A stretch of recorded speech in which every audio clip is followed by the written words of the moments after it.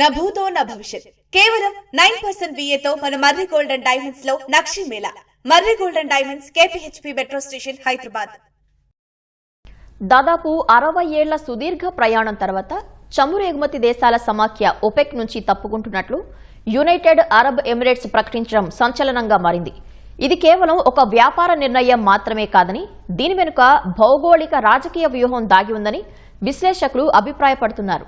Saudi Arabia, పాకిస్తాన్తో ఉన్న తీవ్ర విభేదాలే UAEని ఈ నిర్ణయం తీసుకునేలా చేశాయని తెలిపారు. అసలు గల్ఫ్ దేశాల మధ్య ఏం జరుగుతోంది? అబుదాబి నిర్ణయం పాకిస్తాన్కి ఎలా ఎదురుదెబ్బ? భారత్కు దీనివల్ల ఎలాంటి లాభం చేకూరనుంది? ఈ కథనంలో చూద్దాం.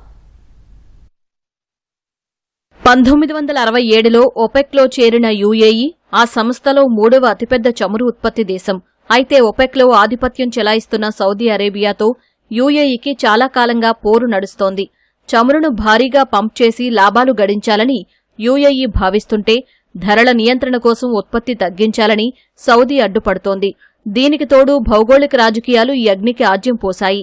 అమెరికా, ఇజ్రాయెల్, ఇరాన్ మధ్య జరుగుతున్న యుద్ధం నేపథ్యంలో గల్ఫ్ దేశాలపై దాడులు పెరిగాయి. ఇజ్రాయెల్కు అత్యంత సన్నిహితంగా ఉండే UAE ఇరాన్ లక్ష్యంగా చేసుకున్న ప్రధాన దేశంగా మారింది. ఏకంగా 2200 డ్రోన్లు, క్షిపణి దాడులను UAE ఎదుర్కొంది. ఇరాన్పై సంయుక్త ప్రతిదాడులు చేయాలని UAE కోరినా సౌదీ అరేబియాతో సహా ఇతర గల్ఫ్ దేశాలు అందుకు అంగీకరించలేదు. దీంతో రాజకీయంగా తమకు మద్దతు దక్కకపోవడంతో ఆర్థికంగా కూడా స్వతంత్రంగా వ్యవహరించాలని అబుదాబి ఈ కఠిన నిర్ణయం తీసుకుంది.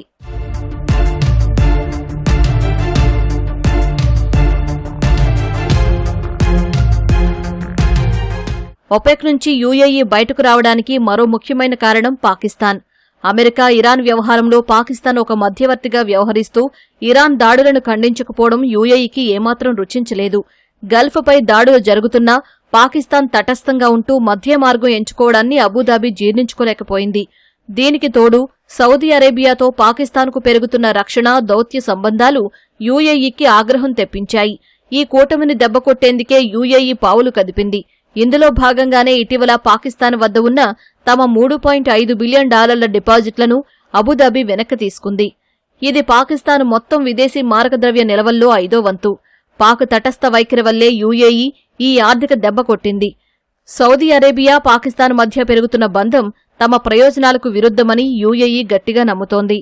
OPEC నుంచి UAE నిష్క్రమణ సంస్థ ఉనికికే ప్రమాదంగా మారింది.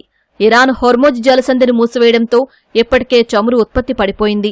ఒక్క మార్చి నెలలోనే OPEC ఉత్పత్తి ఏకంగా 27% క్షీణించి రికార్డు స్థాయిలో పతనమైంది. ఇప్పుడు UAE స్వతంత్రంగా వ్యవహరిస్తూ 2027 నాటికి తన ఉత్పత్తిని రోజుకు 5 మిలియన్ బ్యారెళ్లకు పెంచాలని లక్ష్యంగా పెట్టుకుంది.